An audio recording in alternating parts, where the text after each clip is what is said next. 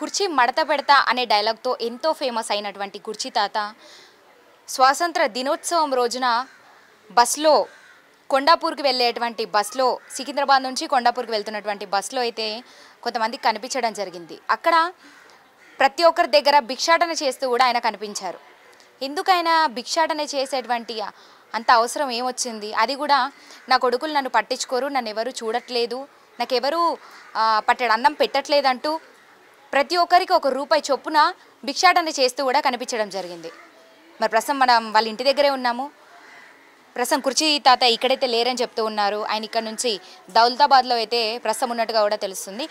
వాళ్ళ భార్య మనతో పట్టే ఉన్నారు. ఒకసారి మాట్లాడి అసలు ఏం జరిగిందో తెలుసుకునే ప్రయత్నం చేద్దాం. నమస్తే అమ్మ. నమస్తే అమ్మ. ఏమైంది అసలు? మంచిగానే ఉండే కదా మొన్నటి వరకు. సినిమాలో కూడా డైలాగ్ని అంటే కూడా వాడడం జరిగింది. మహేష్ బాబు సినిమాలో కూడా కుర్చీ తాత డైలాగ్ వాడారు. ఇప్పుడు ఎంతో ఫేమస్. అసలు కుర్చీ తాత అంటే గుర్తుపట్టిన వాళ్ళే ఉండరు. అదే క్రమంలో బస్సులో కూడా కుర్చీ తాతని గుర్తుపట్టి ఈ సమావేశాన్ని కూడా మాకు అందించడం జరిగింది. అసలు ఏం జరిగింది? ప్రతి ఒక్కరి దగ్గర బస్సులో వెళ్తూ ఉన్నప్పటికీ భిక్షాటన చేస్తూ ₹1 ఇవ్వండి, ₹1 ఇస్తే చాలు అంటూ ప్రతి ఒక్కరి దగ్గర భిక్షాటన చేస్తూ కూడా ఈరోజు కనపడుతూ ఉన్నారు. ఏం జరిగింది అసలు? ఏమైంది ఒకసారి చెప్తారా? అంటే ఇప్పుడు ఏం చెప్పాలమ్మా, ఆయనకు తీసుకుపోయిళ్ళు, అందరూ మాట్లాడిళ్ళు, సినిమాలలో కూడా మాట్లాడింళ్ళు. అక్కడి నుంచి సత్యజయ్ బట్టి చాలా ఆయనే ఈ పోలీస్ స్టేషన్లో పట్టించే వరకు కూడా ఆయనకు ఎవరు పిలిపించినా పోయి ఎక్కడ మాట్లాడతలేడు. చాలా మందికి అయితే కుర్చీ తాత అని మొత్తం మందికి తెలిసింది, కానీ ఆయనది అంత లేదు ఇప్పుడు. ఆయన ఇక కొడుకులు కూడా సరిగ్గా ఇక నా దగ్గర కూడా 2 రోజులకు 3 రోజులకు ఒకసారి వస్తారు లేకుంటలేదు. నాకు నా బిడ్డ చూస్తుంది, నా అల్లుడు చూస్తాడు. ఇక పెట్టుడు చేసుడు తినుడు అంతా ఆయన కూడా ఎప్పుడన్నా వస్తే నా బిడ్డనే పెడుతుంది. ఇక కొడుకుల తన పోతాడు, ఒక రోజు ఉంటాడు, ఇక తర్వాత ఆయన తాగుడు. ఇక తాగుడు అయితే మునుపు నుంచి ఉన్నది, కానీ ఎక్కువ మట్టుగా అయితే ఇప్పుడు బాగా తాగుతున్నాడు. ఇక ఆయన చెప్పుకోవాలంటే బాగానే ఉందమ్మా, ఏం చెప్పుకోవాలి. అంటే ఆయన ఎవరైతే నమ్మారో ఆ నమ్మిన వాళ్ళందరూ కూడా మోసం చేసేసరికి ఏమైనా మతిస్థిమితం ఏమైనా కోల్పోవడం ఏమైనా జరిగిందా? లేకపోతే ఇంట్లో వాళ్ళైనా మీతో ఎలా ఉంటున్నారు అసలు? కూతుర్లతోని కొడుకులు మీరు 3 ఉన్నారని చెప్పారు. మరి గుర్తుపట్టడం, మంచిగా మీతో మాట్లాడడం ఏమైనా ఎప్పుడన్నా చూసుకున్నారా?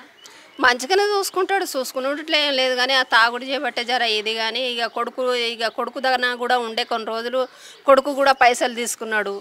ఇంకో మాట ఏంది, సత్య కూడా పైసలు తీసుకోలే అని పోలీస్ స్టేషన్లో ఎక్కించిండు. చాలా మందికి అయితే ఆయన ఎనుకుండే అయితే పైసలు చాలా మంది తిన్నారు ఆయన పేరు మీద.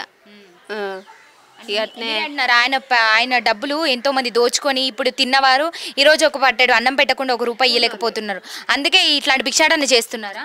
అంతే. ఇక కొడుకులు చూడలే, ఇక సినిమాలలో గిట్లా పోయినా కానీ ఇక ఆయనకు జర మంచిగా లేదన్నట్టు, ఇక గిట్లా అయిపోయింది అన్నట్టు ఆయన అయిపోయిండు. చాలా బయట నుంచి ఎక్కడి నుంచి ఏమో ఆఫర్స్ వస్తలేవా? ఇంతకుముందు యూట్యూబ్లలో కూడా కనబడుతూ ఉండే వీళ్ళు ఇంట్రొడ్యూస్ చేసి కూడా ఎంతో కొంత డబ్బులు ఇచ్చే వాళ్ళంటూ కూడా చెప్పుకొచ్చారు కదా.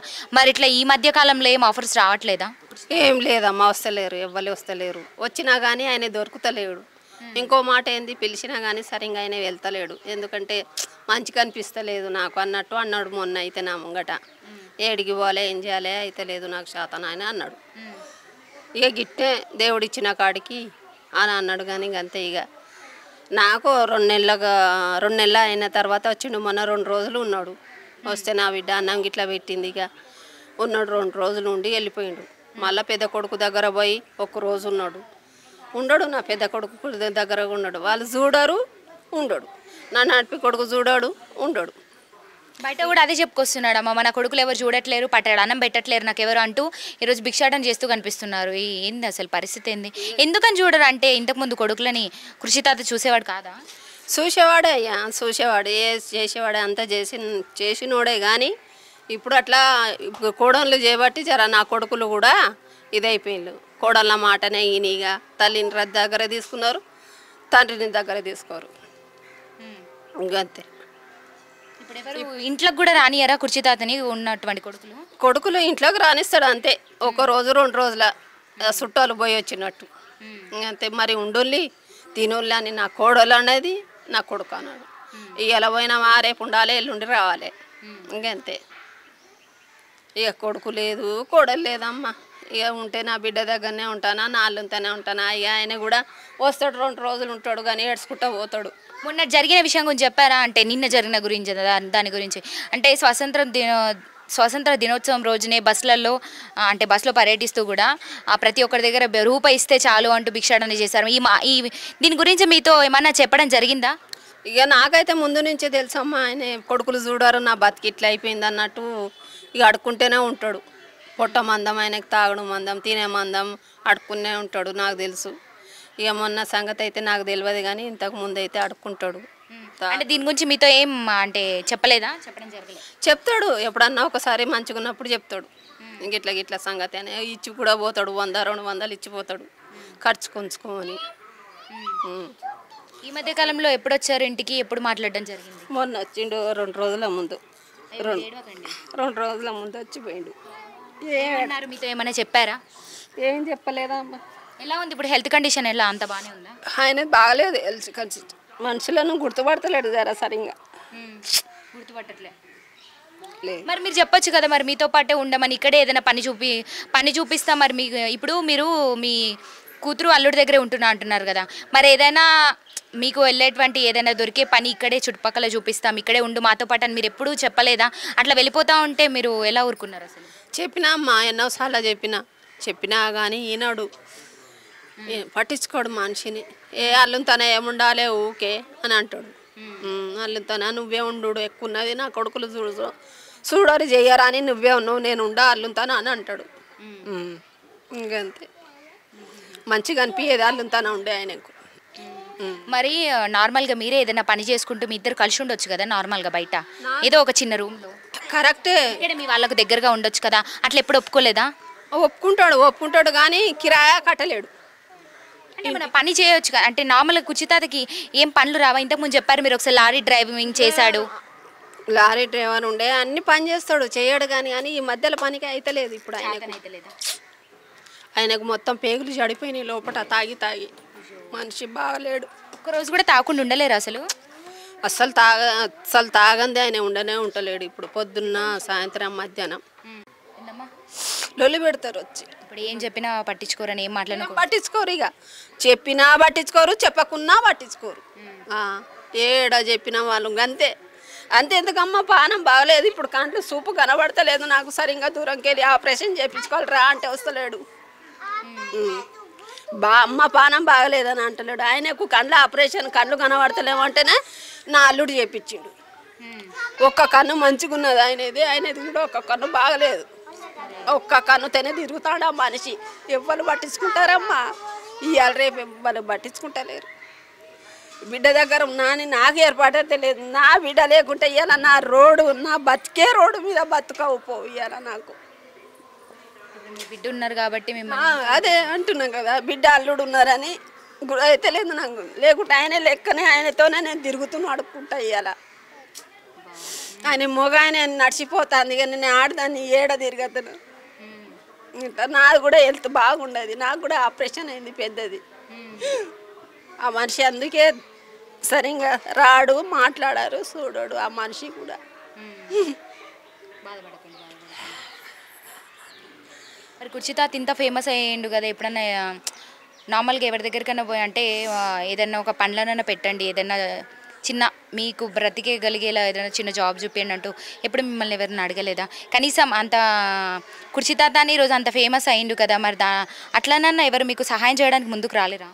ఎవ్వరు రాలే సాయం అమ్మ. ప్రతి కాడ పోయిన మాట్లాడిండు కానీ ఎవ్వరు సహాయానికి ముంగటికి రాలే. ఇప్పుడు నేను కూడా మీదుగా చెప్పినా కానీ గిట్లున్నదని, నాకు ఇల్లు లేదని ఆయనే మొత్తుకుంటున్నాడు, నేను కూడా మొత్తుకుంటున్నా, ఇల్లు లేదు నాకు. మరి గవర్నమెంట్కి ఎప్పుడు అప్లై చేశారా? అదేంలా చేసి తెలంగాణ వచ్చినప్పుడు చేసిన అప్లై రాలే. ఇల్లు నాకు రాలే, నా బిడ్డకు రాలే. భూమి లేదు, ఏడ ఇల్లు లేదు. అట్లా అయినా పరిస్థితికి నాకు ఒక ఇల్లు దొరికినా కానీ, నా బిడ్డ కూడా పని చేసినా కానీ, ఇంత నా అల్లుడో నా బిడ్డ సంపాదించినా కానీ మంచిగా తింటాం. ఇప్పుడు ఆయన ఒక్కడు పోతేనే ఇల్లు నడవాలి. మేము తింటానమ్మా లేదా దేవునికి తెలుసమ్మా. కదమ్మా, ఇప్పుడు కొత్త ప్రభుత్వం వచ్చింది రేవంత్ రెడ్డి గారి హయాంలో. ఇప్పుడు మనకి ప్రజాభవన్ అనేది ప్రజల కోసం ప్రతి వారంలో మంగళవారం, శుక్రవారం అది పెడుతూ ఉంటారు. అక్కడ ఎక్కడెక్కడి నుంచో ప్రజలందరూ వచ్చి వాళ్ళ బాధలు ఏమున్నాయి, వాళ్ళ సమస్యలు ఏంటి అని ఒక వినతి పత్రం రాసి అక్కడ ఇస్తూ ఉంటారు. దాని ద్వారా మీకు ఏమన్నా హెల్ప్ అవ్వచ్చు కదా, అంటే ప్రభుత్వం దృష్టికి తీసుకెళ్లాలనే ఆలోచన ఎప్పుడు రాలేదా మీకు? ఎప్పుడైనా వచ్చారా ప్రజాభవన్కి మీరు? నేను మా ఆయనే పోయినాం. మా ఆయనే 2 సార్లు పోయిండు. ఆయనే దొరకలే. ఇల్లు కోసమా? ఇళ్ళ గురించి ఆయనే పోయిండు. నేను పోయినా లోపలికి పోనీయలే. మీరే అంటే ఏమన్నా మీరు పత్రం లాంటిది రెడీ చేసుకొని వెళ్ళారా? మాకు ఇల్లు లేదు అన్నట్టుగా ఆఫీస్కొని పోయినా. ఇల్లు లేదు, నాకు పింఛన్ లేదు, నేను బిడ్డ దగ్గర ఉంటానా, నాకు ఏది లేదు అని చెప్పనీకి రాసుకుంటా నేను పోయినా. ఆయన కూడా రాసుకొనే పోయిండు. ఎవరితో మాట్లాడారు అక్కడ? అంటే నార్మల్గా పోలీసు వాళ్ళు ఉంటారు, సెక్యూరిటీ తోటి అడిగిన అంతే. ఆయన కూడా అక్కడ ఎవరు ఆపరమ్మా ప్రజల్ని? లోపలికి గేట్ లోపలికి స్వతహాగా వెళ్ళొచ్చు, మిమ్మల్ని ఎందుకు ఆపారు? అందరూ వెళ్తూ ఉంటారు కదా లోపలికి. అంటే పర్మిషన్ ఉండాలట ఆయన తనకి పోని. అంటే ఎవరు పర్మిషన్ కావాలి? ఎవరైనా పర్మిషన్ అయితేనే రేవంత్ రెడ్డి దగ్గర పోవచ్చు అని అన్నారు. రేవంత్ రెడ్డి దగ్గరికి డైరెక్ట్గా ఎవరిని కలవనివ్వరండి. లోపల వేరే సర్స్ ఉంటారు, ఒక సిబ్బంది ఉంటుంది లోపల. అంటే మీరు ఇచ్చినటువంటి అప్లికేషన్ ఏదైతే ఉంటుందో అది ఫామ్ ఫిల్అప్ చేసి వాళ్ళకి ఇస్తే వాళ్ళు తీసుకోవడం జరుగుతుంది. అక్కడ వాళ్ళు దాన్ని పరిశీలించి తర్వాత మీకు ఒక ఫోన్ ద్వారా మెసేజ్ రావడము, ఆ తర్వాత మీకు ప్రాబ్లమ్ సాల్వ్ అయ్యేటువంటి అవకాశాలు ఉంటాయి ఒక 2-3 సార్లు మీరు వెళ్తూ వస్తూ ఉంటే. మరి లోపలికి మీరు డైరెక్ట్గా వెళ్ళాలి. డైరెక్ట్గా సీఎం ఉండరు అక్కడ, వేరే మినిస్టర్స్ అందరూ కూడా అక్కడే ఉంటారు. మీ బాధల్ని చూస్తూ దాన్ని పరిశీలిస్తూ ఉంటారు. మరి అట్లా ఒకసారి వెళ్ళి రావచ్చు కదా, వెళ్తే మీకు ఏమైనా ఇల్లు వచ్చేటువంటి అవకాశం ఉంటుంది. అట్లా పోయిండు 2 సార్లు ఆయన అయితే పోయిండు, కానీ లోపలికి పంపలే నాకు అని అన్నారు. నేను కూడా ఒక్కసారి పోయినా కానీ లోపలికి పంపలే. ఇక మళ్ళీ పోలే వచ్చేసిన. ఇక మళ్ళీ ఒకసారి ట్రై చేయండి. మీరు ఎందుకు అంత అంటే నిరాశతో ఉంటారు? ఒకసారి వెళ్ళి ఒకసారి ట్రై చేయండి. మీ కూతుర్ని తీసుకెళ్ళి వెళ్ళండి. మీ కూతుర్నైనా లేదంటే అల్లుడితో వెళ్ళి అక్కడ వాళ్ళకి కొంచెం చదువు వస్తుంది కాబట్టి అక్కడ లోపలికి ఏంటి ఎలా ఉంటుంది అన్నట్టుగా వాళ్ళు దగ్గరుండి చూసుకుంటారు. మీరు ఒక్కరే వెళ్తే ఎలా ఉంటుంది? మీ వాళ్ళని తీసుకొని వెళ్తే మీకు ఏదైనా పరిష్కారం దొరుకుతుంది అంటుంది. కరెక్టే నువ్వు అనేది, కానీ ఇప్పుడు నా వయసు 60 ఏళ్ళు. 60 ఏళ్ళ నుంచి ఏడబడితే ఆడ ఆఫీసులలో ఇస్తూనే ఉన్నా, పట్టించుకోవట్లేదు. ఇస్తూనే ఉన్నా నేను 60 ఏళ్ళ కొద్దిగా నాకు ఇల్లే లేదు అసలు. 100 రూపాయలు 150 రూపాయల కాడ నుంచి నేను ఇంటి కిరాయి కట్టుకుంటా వచ్చిన. ఇల్లు లేదు అనుకుంటా. రచ్చబండ అంటే రచ్చబండ ఇచ్చిన, ఆఫీసులలో అంటే ఆఫీసులలో ఇచ్చిన, ఏడబడితే ఆడ రాసి ఇచ్చినా కానీ నాకు రాలే అమ్మ.